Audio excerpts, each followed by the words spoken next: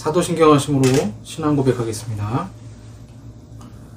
전능하사 천지를 만드신 하나님 아버지를 내가 믿사오며 그 외아들 우리 주 예수 그리스도를 믿사오니 이는 성령으로 잉태하사 동정녀 마리아에게 나시고 본디오 빌라도에게 고난을 받으사 십자가에 못 박혀 죽으시고 장사한 지 사흘 만에 죽은 자 가운데서 다시 살아나시며 하늘에 오르사 전능하신 하나님 우편에 앉아 계시다가 저리로서 산자와 죽은 자를 심판하러 오시리라. 성령을 믿사오며 거룩한 공예와 성도가 서로 교통하는 것과 죄를 사하여 주시는 것과 몸이 다시 사는 것과 영원히 사는 것을 믿사옵나이다. 아멘. 찬송하시겠습니다. 세상에 헛된 신을 우상 버리고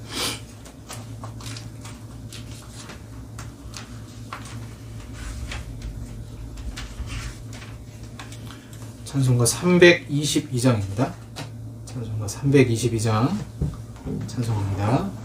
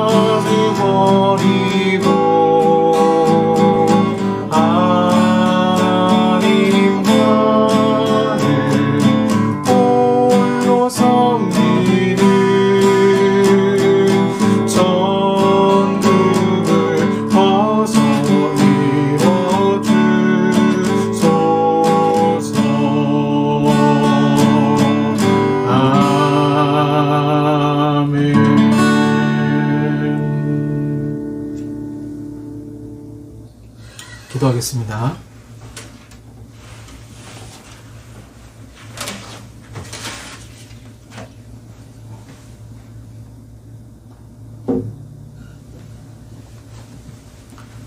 살아서 역사하시는 아버지 하나님 감사합니다.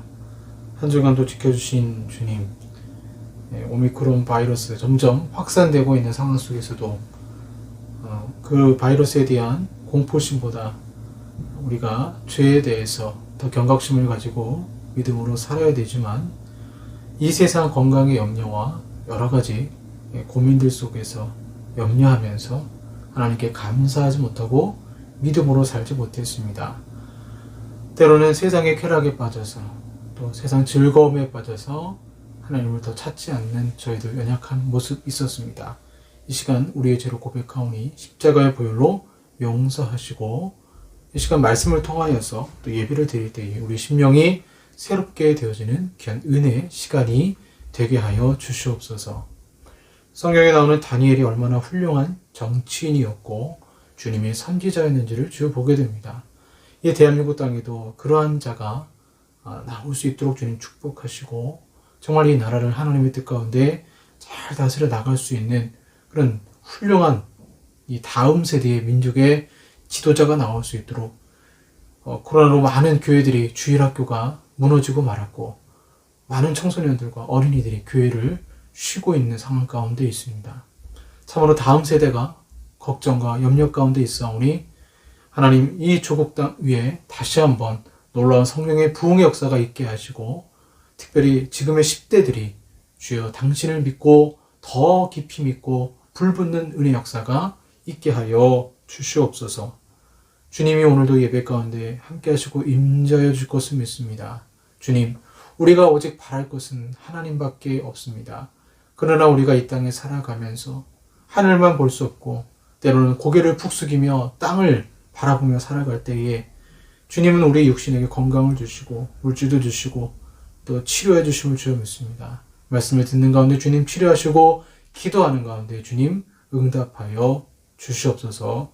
그 무엇보다 이 시간 성령과 진리로 예배드리며 하나님께 영광 돌리며 나아갈 수 있도록 주여 도와 주시옵소서. 이 모든 말씀 우리 주 예수 그리스도의 이름으로 기도하옵나이다.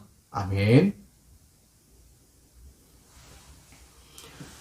성경 말씀 요한계시록입니다. 요한계시록 2장 18절에서 29절까지 말씀입니다. 요한계시록 2장 18절에서 29절까지 말씀입니다. 제가 가진 성경 신약 401쪽이 되겠습니다. 성경 마지막 책이죠. 요한계시록 2장 18절에서 29절까지 말씀입니다. 신약 401쪽입니다. 제가 봉독하겠습니다. 두아디라 교회의 사자에게 편지하라. 그 눈이 불꽃 같고 그 발이 빛난 주석과 같은 하나님의 아들이 이르시되 내가 내 사업과 사랑과 믿음과 섬김과 인내를 아노니 내 나중 행위가 처음 것보다 많도다. 그러나 내게 책망할 일이 있노라. 자칭 선지자라 하는 여자 이세벨을 내가 용납함이니 그가 내 종들을 가르쳐 꾀어 행음하게 하고 우상의 재물을 먹게 하는도다. 또 내가 그에게 회개할 기회를 주었으되 자기의 음행을 회개하고자 하지 아니하는도다. 볼지어다 내가 그를 침상에 던질 터이요 또 그와 더불어 간음하는 자들도 만일 그의 행위를 회개하지 아니하면 큰 환난 가운데 던지고 또 내가 사망으로 그의 자녀를 죽이리니 모든 교회가 나는 사람의 뜻과 마음을 살피는 자인 줄 알지라. 내가 너희 각 사람의 행위대로 갚아주리라.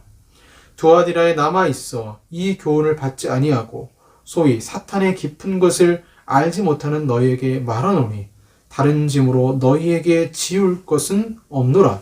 다만 너희에게 있는 것을 내가 올 때까지 굳게 잡으라. 이기는 자와 끝까지 내 일을 지키는 그에게 만국을 다스리는 권세를 주리니 그가 철장을 가지고 그들을 다스려 질그릇 깨트리는 것과 같이 하리라. 나도 내 아버지께 받은 것이 그러하니라. 내가 또 그에게 새벽별을 주리라. 귀 있는 자는 성령이 교회들에게 하시는 말씀을 들을지어다. 아멘. 오늘은 두아디라 교회에 대해서 살펴보겠습니다. 우리 저번 주에 버가모 교회 봤고요. 이제 두아디라 교회에 대해서 말씀을 살펴보도록 하겠습니다. 자, 우리가 예수님을 믿고 살아가고 있지만요. 때로는 그 예수님을 믿고 살아가는 그 가운데에 하나님이 기뻐하시지 않는 모습으로 설 때가 있죠. 그래서 주님은 이 방향으로 가라고 하는데 신앙생활하고 타성에 섰다 보니까 하나님이 원치 않는 방향으로 잘못 가는 거죠. 차를 운전할 때도 내비게이션이 없으면 내 마음대로 임의대로 행했다가 길을 헤맬 때가 있죠. 고속도로를 타다 보면 분명히 서울 방향인데 내비게이션은 만약에 이제 양양 고속도로로 간다 그러면 서울 방향이 아니라 이제 동해안 고속도로 쪽으로 이렇게 인도를 하잖아요.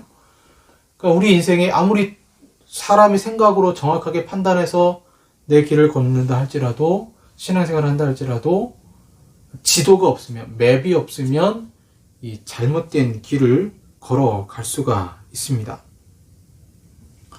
그런 것처럼 우리가 예수님을 믿는 이유, 신앙생활을 하는 이유가 무엇인가?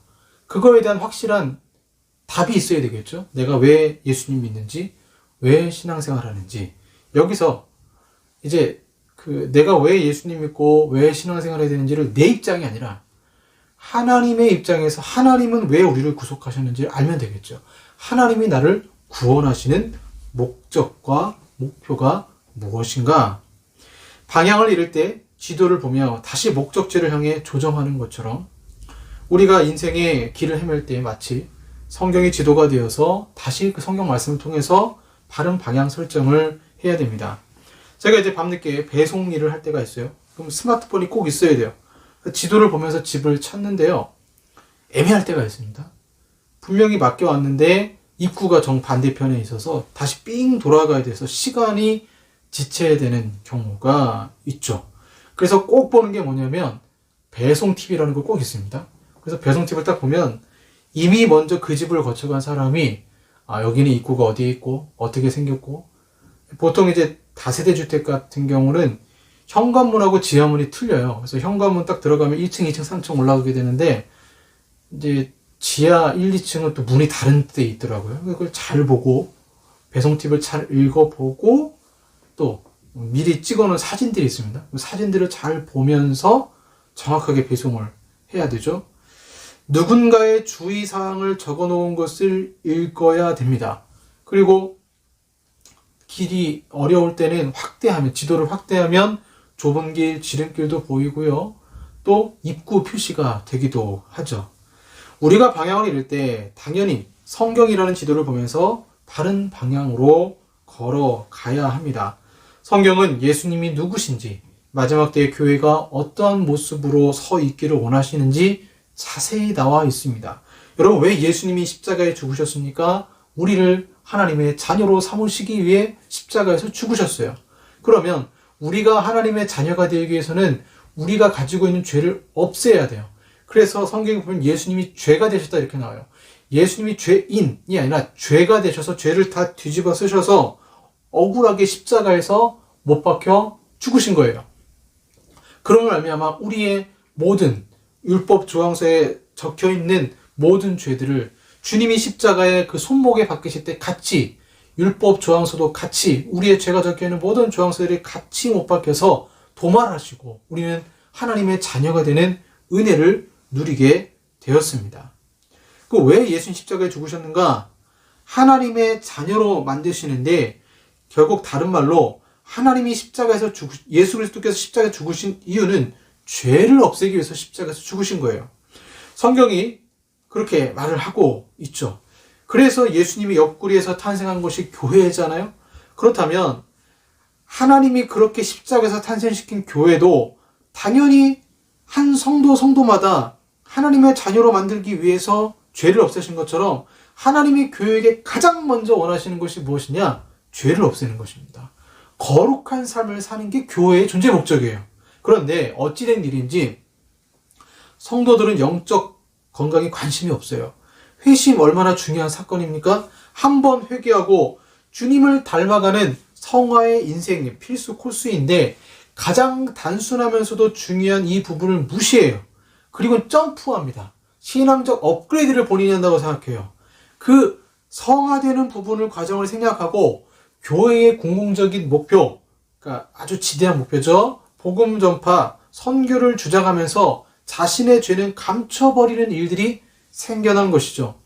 선교지에서요, 선교하는 것도 힘들지만 선교사님들이 가장 힘들어하는 건 자신을 다스리는 것입니다. 다른 선교사와 싸우고 시기하고 질투하고 분노하고 미워하고 그리고 혼자 예배를 드려야 되면서 경건 생활을 해야 되는 그것이 훨씬 더 어려운 싸움이죠. 목사인 저도 설교하는 것보다 제 마음을 다스리고 죄를 없애는 것이 수백 배 힘들어요.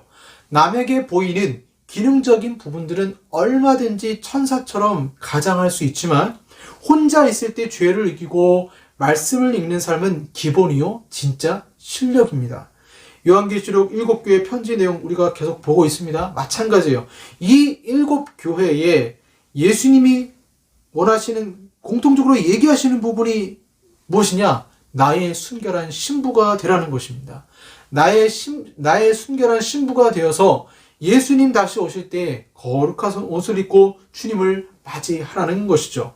그런데 어떻게 된 일인지 현대교회는 거룩한 삶, 성화의 삶에는 관심이 없어요. 행사와 프로그램, 선교 또는 복음 전파라는 이유로 죄를 등한시하는 경향이 생긴 것이죠. 진짜 어려운 죄 문제는 해결하지 않고 쉬운 것만 하겠다는 인간의 못된 심보인 것입니다. 아시아 7교회를 보세요. 칭찬받은 교회를 지하고 주님은 다 회개하라 말씀하십니다. 회개하라. 주님은 자기 백성에게 세속 문화의 개량이냐 참여를 명령하는 성명서를 발표하지도 않으셨고 지역사회의 필요 욕구를 헤아려 처리하거나 문화적 불균형을 해소하거나 빈곤율을 낮추는 전략을 가르치지도 않으셨습니다. 또한 그분은 교회의 정치적, 도덕적 영향력을 극대화하는 계획을 수립하지도 않으셨습니다. 그런데 현대교회는 지나치게 정치화됐습니다. 하나님 앞에 회개하는 일보다 정치하는 것이 우선이 되어버린 좌파든 우파든 그런 교회를 보시면서 주님은 어떻게 생각하실까요? 주님이 원하시는 모습, 교회의 모습은요, 성경에 기록되어 있습니다. 에베소서 5장 25절, 27절에 이렇게 나와 있습니다. 그리스도께서 교회를 사랑하시고 그 교회를 위하여 자신을 주심같이 하라. 이는 곧 물로 씻어 말씀으로 깨끗하게 하사 거룩하게 하시고 자기 앞에 영광스러운 교회로 세우사 티나 주름 잡힌 것이나 이런 것들이 없이 거룩하고 흠이 없게 하려 하심이라. 교회의 가장 중요한 우선순위는 바로 순결한 신부가 되라는 것입니다. 두아디라 교회는 오늘 우리가 살펴볼 두아디라 교회는요. 요한계시록 2장 3장에 언급된 도시들 가운데 가장 작은 곳이었습니다.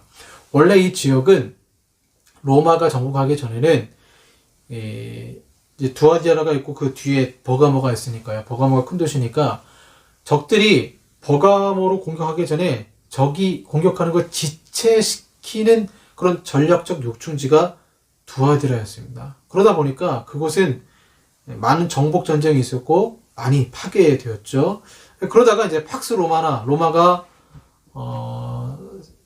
아시아 지역을 정복하고 이제 평화의 시대가 도달하면서 이제 이 두아디라 지역이 이제 그 군대가 주둔하는 도시가 아니라 좀 바뀌게 돼요. 어떻게 바뀌느냐? 아무래도 그곳이 버가모, 라오디게아, 서머나를 연결하는 그런 요충지가 되어서 상업도시로 발전하게 됩니다. 상업이 크게 발전하는 신흥도시가 되는 것이죠. 그래서 두아디라는 다른 도시들과는 다르게요. 상업이 발전하다 보니까 종교적인 중심지로 발전한 적이 없어요. 그러니까 종교가 공공생활의 중심이 아니었고 이들은 주로 태양신 아폴로를 주신으로 섬겼습니다. 상업 종사자들의 모임이 있었는데 그것이 이제 중세에서 근대로 넘어갈 때 길드라고 불렸죠. 그런 상업 종사자들의 모임, 조합이 있었고 이 조합에 속하지 않으면 일자리를 찾거나 사업을 하기가 불가능했다고 합니다. 지금도 비슷하죠. 배달앱에 가입이 안 되면 음식 장사가 어렵잖아요. 똑같아요. 그때나 지금이나 플랫폼이 있죠. 플랫폼. 어떤 조직이라는 플랫폼에 가입하지 않으면 살아남기 힘든 그런 시대, 지금이나 그때나 마찬가지였습니다. 그런데 문제는 이 조합에 속한, 상인들의 조합에 속하면 각각 조합마다 자신들이 믿는 수호신이 있었고요. 그리고 그 수호신에게 제물을 바칠 때에, 우상에게 제물을 바치는 거죠. 그 제물을 나눠 먹었고, 그리고 그 우상에게 제물을 드릴 때에 부도덕한 성행위가 있었어요. 여사제들과. 그런 우상 숭배의 모습이 있었기 때문에 그곳에서 신앙생활한다? 쉽지 않은 것이죠. 여러분 두아디라면 누가 생각납니까? 자주장사 루디아가 생각이 나죠. 두아디라 교회 루디아를 비롯한 상인들이 중심된 성도들이 있었다는 것을 추측할 수 있죠. 즉 믿음의 상인들은 싸워야 했습니다. 세속 문화, 수호신을 따르지 않는 것과 음행을 행하지 않는 것입니다. 주님은 18절에 이렇게 등장하세요.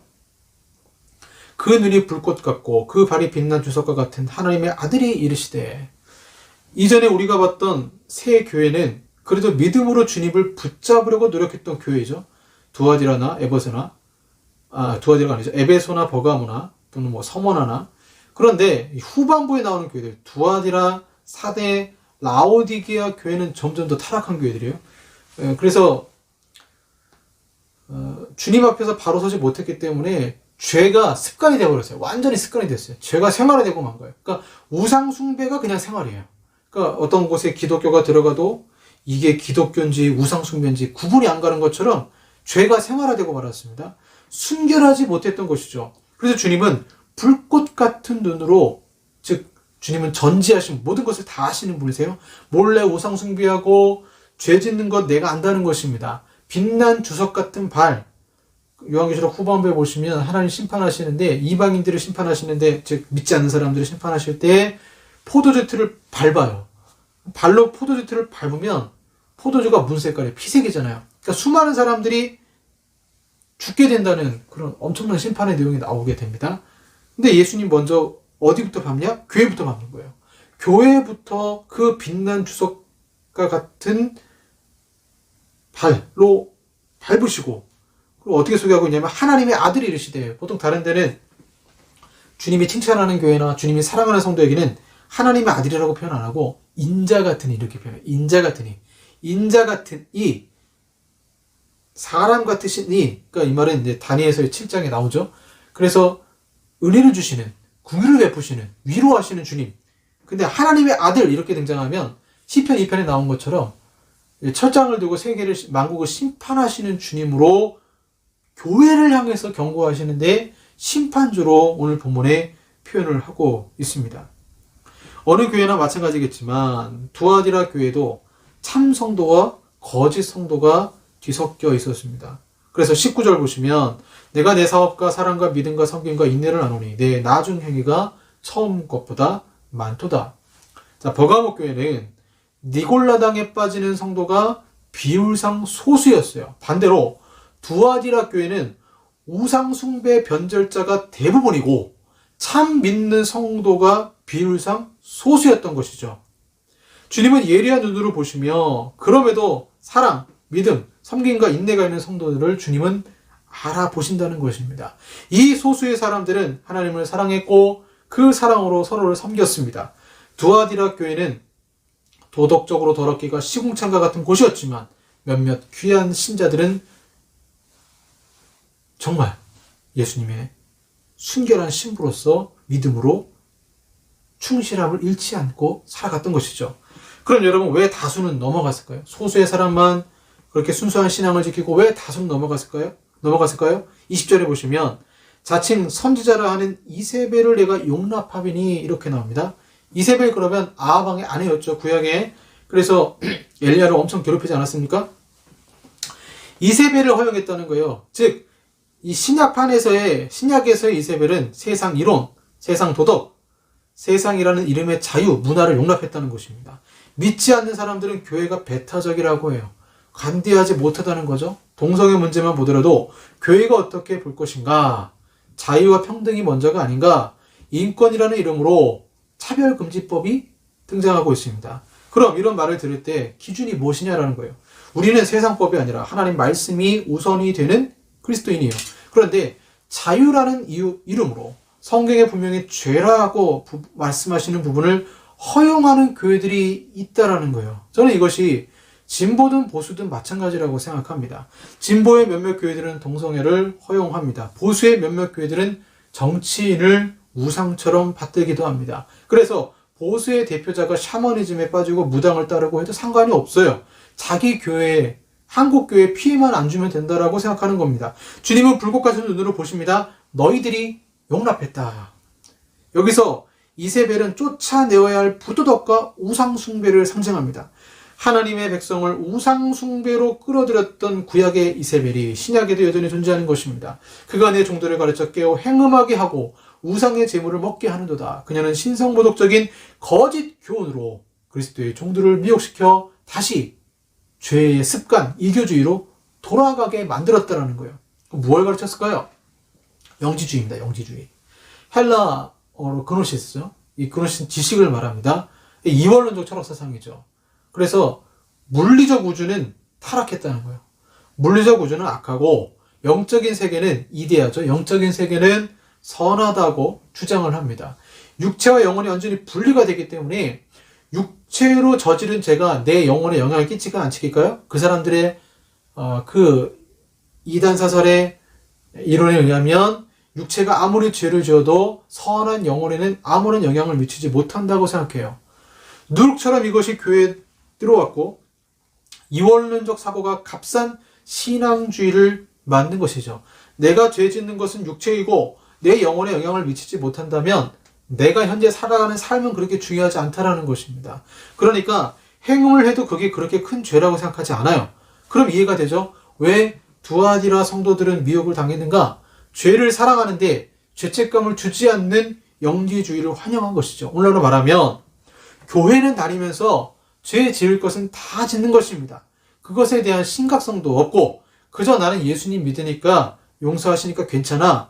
이런 생각들이 발전하면서 더 심각해지면 율법 폐기론이 되는 거예요. 율법은 구약이고 그러나 나에게는 해당이 되지 않는다라고 생각하는 거예요. 결국 두아디라 성도들은 노골적으로 육신의 죄를 지으면서도 여전히 그리스도의 이름을 믿을 수 있다라고 생각했습니다. 사탄의 깊은 것을 알려고 노력했던 사람들이 교회에 있었다는 것입니다. 주님은 부패한 두아디라 교회를 신속하고도 무섭게 심판할 것이라고 약속하셨습니다. 볼지어다 내가 그를 침상에 던질 터이요 또 그와 더불어 간음한 자들도 만일 그 행위를 회개하지 아니하면 큰 환난 가운데 던지고 또 내가 사망으로 그의 자녀를 죽이리니 모든 교회가 나는 사람의 뜻과 마음을 살피는 자인 줄 알리라. 하나님은 이세벨뿐 아니라 그와 더불어 간음한 자들에게도 침상에 던진다는 건 지옥에 던진다는 것입니다. 아주 무서운 말씀인 거죠. 이세벨은 교회 내에서 육체적인 간음 행위를 독려하며 당시에 부패한 세상 문화 이교주의를 모방하게끔 유도했습니다. 침상에 던진다, 지옥에 던진다는 표현이에요. 이세벨과 성도들 사이에서 태어난 자들, 즉 그 추종자들도 심판하신다는 거예요. 타협적이고 죄를 관용하는 목회자들도 마찬가지입니다. 죄에 타협은 없습니다. 주님은 타협하지 말라고 하십니다. 교회의 순결을 망치는 자들을 주님은 절대 용납하지 않으십니다. 그럼 여러분, 이런 상황에서 신앙생활이 얼마나 힘들었겠습니까? 같이 믿는다고 하는 자들이 죄를 지으면서 순결한 신앙을 가진 자들을 비웃습니다. 뭐하러 그렇게 답답하게 경건하게 사냐는 거예요. 좋은 게 좋은 거 아니냐고 비아냥됩니다. 그러니 그렇게 힘들게 살지 말고 우리 상인 조직에 들어와서 주일날은 교회 나가고 평일은 보통 사람들과 같이 똑같이 죄 지으면서 즐겁게 살자고 하는 거예요. 여러분 상상해 보세요. 내가 다니고 있는 교회인데 우리 동네에 딱 하나밖에 없는 교회예요. 그런데 그 교회는 이단까지는 아니에요. 근데 성도들의 삶의 모습이 완전히 영지주의자들이에요. 죄를 밥 먹듯이 하고 속으로 모임을 하면 죄의 유혹이 있고 아무튼 엉망진창입니다.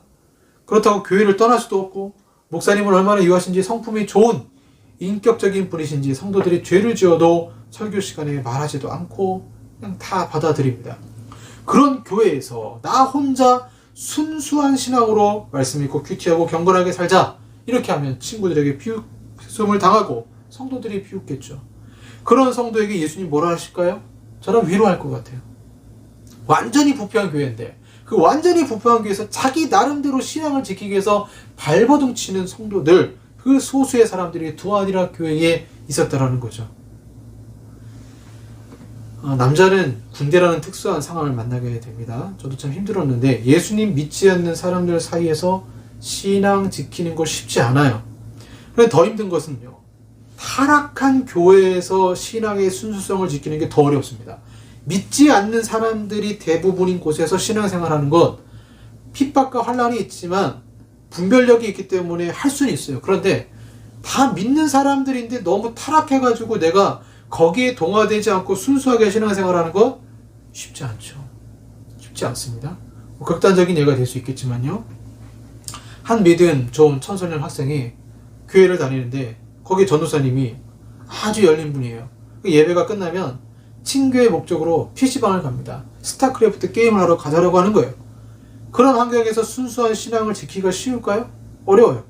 이런 일이 많이 일어나요. 대학생들 선교단체 순수한 신앙의 모임만 있지 않잖아요. 얼마나 죄의 유혹이 많습니까? 그렇게 노골적으로 우상 숭배하는 교회에서 여전히 부패하지 않는 성도를 향해 주님은 위로하시는 것입니다. 주님은 이들에게 내가 다른 짐을 내게 줄 것도 없다. 그냥 버텨라. 너희가 부패한 교회에서 신앙을 지키는 것만으로도 참 대단한 것이다. 칭찬하시는 것입니다. 이들이야말로 주님은 이기는 자들이고 만국을 다스리는 권세를 주시고 새벽별을 주십니다. 나 예수는 교회들을 위하여 내 사자를 보내어 이것들을 너희에게 증언하게 하였노라. 나는 다윗의 뿌리여 자손이니 곧 광명한 새벽별이라 하시더라. 새벽별 곧 예수 그리스도 자신을 우리에게 주신다는 거예요. 이 땅에서 그 누구보다 예수님을 깊게 알게 되어지고 천국에서도 아주 친밀한 관계가 되는 것입니다.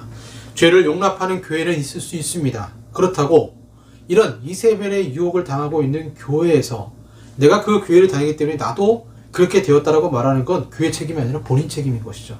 신앙은 내 책임입니다. 교회가 이러니 내가 이렇다라고 말할 필요가 없습니다. 어느 시대나 정치적 우파나 좌파가 아니라 순수한 자신의 신앙을 성결하도록 유지하는 성도는 있었습니다. 자유라는 이름으로 성경의 진리를 왜곡시키는 이세벨의 교훈, 보수라는 이름으로 정치인이 우상이 되는 또 성경의 진리를 왜곡시키는 이세벨의 교훈, 여러분 무엇을 따르시겠습니까? 우리가 따를 분은 성경이요 예수님밖에 없습니다. 기도하겠습니다. 하나님 아버지 감사합니다. 타락한 교회에서 믿음 생활하는 것이 얼마나 어려운지, 그럼에도 버티고 버티는 그들을 향해 주님은 지켜주시고 새벽별을 주겠다 말씀하셨습니다. 그 부패한 교회 속에서 오히려 하나님을 더 깊게 만나고 주님을 고백하는 은혜를 주신다고 약속하셨습니다. 하나님, 이 세대를 본받지 말아야 되지만 참으로 많은 것들이 우리를 유혹하고 있고 그 유혹 속에서 진보는 진보대로 보수는 보수대로 하나님을 참으로 믿지 못하고 왜곡되어 섬기는 것들이 얼마나 많이 있는지 모릅니다. 우리가 성경을 벗어나면, 하나님 말씀을 벗어나면 왜곡된 형태로 마치 사탄이 우리를 유혹할 때에, 그 아담과 하와를 유혹할 때에 왜곡된 진리로 유혹하여서 아담과 하와를 무너뜨린 것처럼 오늘도 동일하게 우리를 그렇게 유혹하고 있습니다. 주님, 세상의 것들보다 말씀을 더욱 사랑하고 주님을 더욱 사랑하고 주님이 이 마지막 때 주신 명령, 주의 순결한 신부가 되라라는 것, 거룩을 위해 살아가는 이 모든 과정들을 포기하지 아니하고 믿음으로 살아가는 저희들이 되게 하여 주시옵소서. 예수님 이름으로 기도합니다. 아멘. 주의 순결한 신부가 되기를 소망합니다. 내 마음에 주를 향한 사랑이 나의 말에 주가 주신 진리로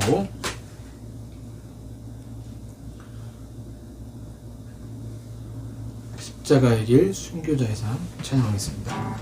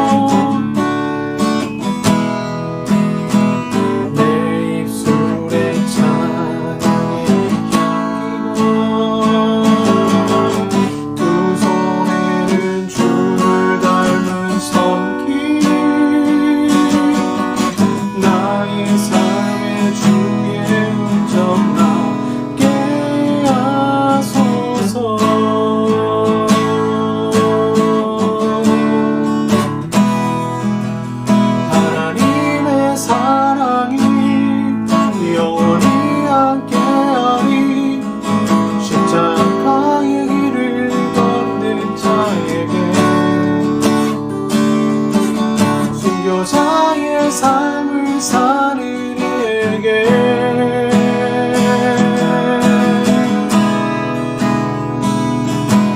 조롱하는 소리와 세상 유혹 속에도 주의 순결한 신부가 되리라.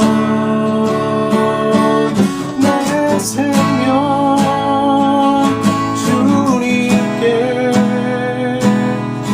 드리리.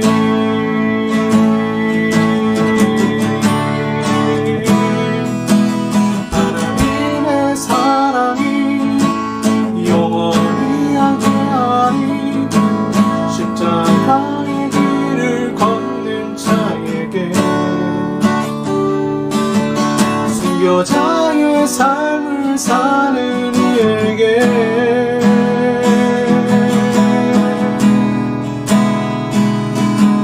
조롱하는 소리와 세상 유혹 속에도 주의 순결한 신부가 되리라. 내 생명 주님께 드리리.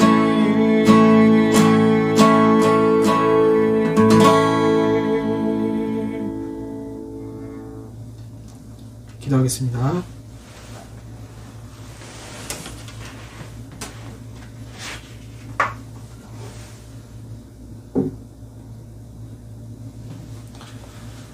주님, 한국교회의 가장 큰 관심사가 무엇입니까?